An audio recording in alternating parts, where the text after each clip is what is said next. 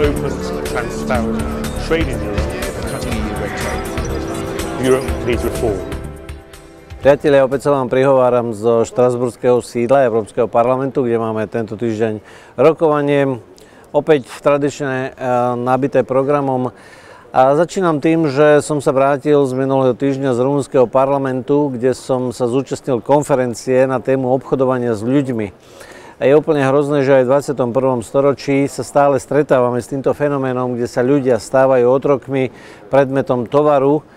A nie len to. Častokrát dochádza k tomu, že samozrejme predovšetkým ženy sú nútené k prostitúcii a častokrát sú ľudia nútení k otrockej práci. Ale ešte horšie, predstavme si, že dokonca už aj deťom sú odoberané orgány a samozrejme mnohí ľudia pritom končia smrťou. To prekvapujúce a pozitívne z tejto konferencie som si odniesol výsledky, ktoré poukázali na nový model, tzv. Nordický model v severských krajinách. V roku 1999 v Švédsku prvýkrát zaviedli, že trestná nebude prostitúcia a prostitútka, ale zakupovanie sexuálnych služieb. Takže trestaný je zákazník, on nesie trestnoprávnu zodpovednosť, a kupliari, to znamená tí, ktorí nútia ženy k prostitúcii. Sama prostitútka je obeťou. A výsledky ukazujú, že výrazným spôsobom kleslo zakupovanie týchto služieb a predovšetkým sú to mladí muži, ktorí si uvedomujú toho dôsledky. Už keď som bol v Rumunsku, zároveň som sa stretol s našim veľvyslancom v Rumunsku, pánom Jánom Gáborom. Bolo to veľmi podnetné a príjemné stretnutie. Zaobrali sme sa aj ďalšou vetvou obchodu s ľuďmi, a to je žobranie. Aj na slovenských uliciach sú gangy napríklad aj z Rumunska, ktoré sa tomuto venujú.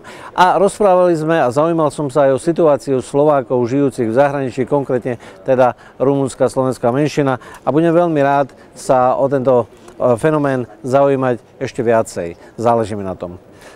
Európsky parlament sa zaoberá viacerými zaujímavými témami, ako je napríklad tzv. e-call. Toto je systém, ktorý sa má montovať od marca 2018 do všetkých aut a mal by v prípade ťažkej havárie a núdze automaticky zavolať pomoc. Problém tohto systému je, že bude vlastne povinne namontovaný do všetkých aut a bol tu podaný pozmeňovací návrh, aby mohol vodič vlastnoručne tento systém vypnúť. Je mi veľmi ľúto, že tento návrh neprešiel, a tak môže dojsť k situácii, kedy vlastne úplne každé vyrobené auto bude monitorované. Samozrejme, že sa ozývajú hlasy, že to tak nie je, že ono to nebude zapnuté, že sa to zapne len v prípade núdze, ale musíme povedať, že dnes vraj už mnohé autá majú viacero vysielačov, ktoré neustále môžu monitorovať pohyb auta. Uvidíme, čo prinesie budúcnosť.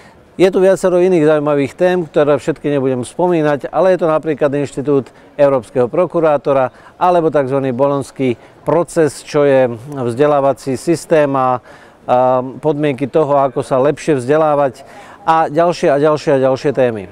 Spomeniem iba niekoľké. Na rokovaní parlamentu sme sa opäť zaoberali témou, ktorá možno vyznieje smiešne, ale vôbec smiešna nie je, a to je produkcia igelitových tašiek a ich predaj vo veľkoobchodoch. Možno sa vám to naozaj môže zdať povrchné, nie je to však tak. Zistené fakty sú zastrašujúce. Viete, že už existuje nový 7. kontinent? Na dne morí a oceánov leží vyše 40 miliónov tón plastového odpadu a z veľkej časti sú to práve nákupné igelitové tašky. Videl som environmentálny film, ktorý ukazoval na migrujúce vtáky, mnohé vzácne druhy, ktoré hynú, pretože keď ich otvorili, prieskumníci tak zistili, že mali plné žalúdky štupľov z umelohmotných fľaš a všelijakého igelitu. Na Slovensku je alarmujúca situácia. Vraj máme spotrebu až 500 igelitiek na osobu ročne. Priatelia, v iných štátoch je to len okolo 200 alebo dokonca 90. Takže je tu naliehavá potreba zastaviť výrobu a produkciu vecí, ktoré nám totálne zamorujú životné prostredie a môžu nás zničiť. Nie je to žiadna sranda. Priatelia, ďakujem vám, že ste dopozerali tento môj krátky spravodaj až do konca a veľmi vás prosím o podporu, záujem, pomoc a predovšetkým modlitby. Modlitby za poslancov Európskeho parlamentu, za európsku politiku, za poslancov Slovenského parlamentu a slovenskú politiku, aj za všetkých mojich kolegov europoslancov, aby sme snáď aj spolu dokázali niečo pre Slovensko a pre Európsku úniu urobiť.